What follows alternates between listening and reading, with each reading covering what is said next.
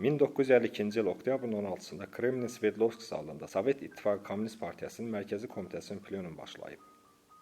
Adi 19-cu iclasdan sonra nümayəndələr standart prosedurlar gözləyib. Lakin bunun əvəzinə onlar siyasi sensasiya şahid olublar.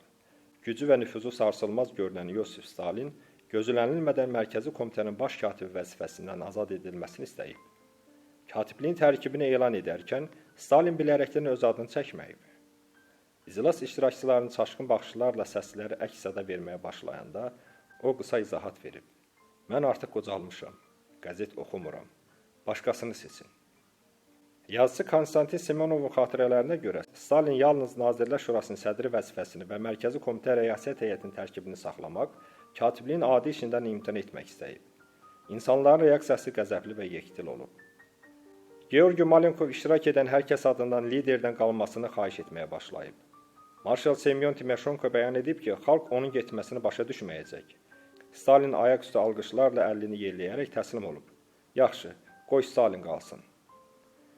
Nəticədə o baş katib deyil, yalnız Mərkəzi Komitənin bir neçə sıravi katibindən biri seçilib. Liderin ölümündən bir neçə ay əvvəl baş verən bu qəribə epizod hələ də tarixçilər arasında müzakirələrə səbəb olub. Bu hərəkətin arxasındakı əsl səbəblər nə olub? Ən sadə izah onun sağlamlığıdır. 1952-ci ilə qədər 73 yaşlı Stalin həqiqətən də ağır xəstə olub. Müasirlər onun nitqinin yavaşlamasını, yaddaşının zəifləməsini və artan əsəbliyini qeyd ediblər.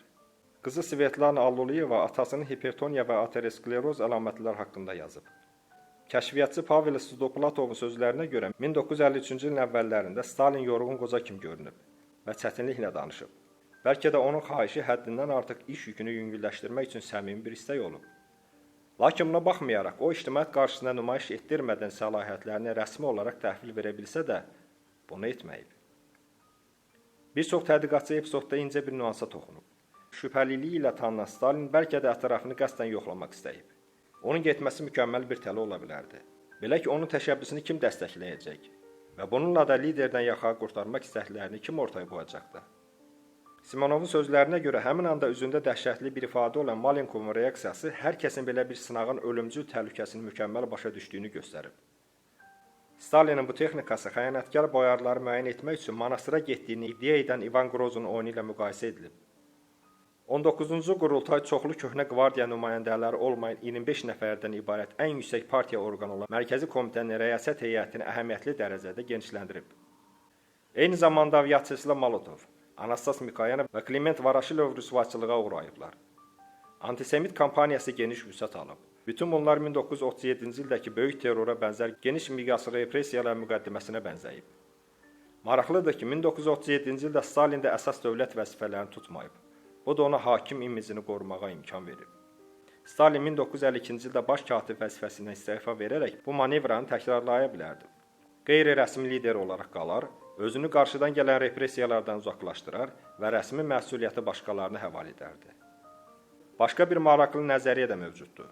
Ola bilsin ki, Stalinin ölümünün yaxınlaşdığını hiss edərək, hakimiyyətin nəzarətli şəkildə ötürülməsinə başlamağa çalışıb.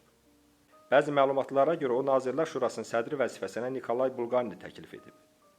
Bir sıra tarixçilər, məsələn, Vladimir Dobrov Stalin gizli varisi kitabında qeyd edir ki, onun əsl favoritləri Stalin yeni işini açıq şəkildə dəstəkləyən yeganə enerji lider Panteleimon Ponomarenko olub. Lakin onun istefası əks nəticə verib. Köhnə qvardiya səfərbər olub və Ponomarenko kimi potensial varislər hücuma məruz qalıblar. Stalin hərəkətləri ehtimal ki, bir neçə motivin birləşməsindən qaynaqlanıb. Xəstə və paranoik lider eyni zamanda öz kadrlarını sınaqdan keçirib. Köhnə qvardiya zərbə üçün zəmin hazırlayıb. Bəlkə də hakimiyyətinin davamlılığını təmin etmək üçün bir yol axtarıb. Bütün hallarda onun qısa müddətli dırnaqarası təqaüdə çıxmasının əsl səbəbləri məlum olmayıb. Odur ki, 1953-cü il martında xalqın atası vəfat edib və bu sirri özü ilə aparıb.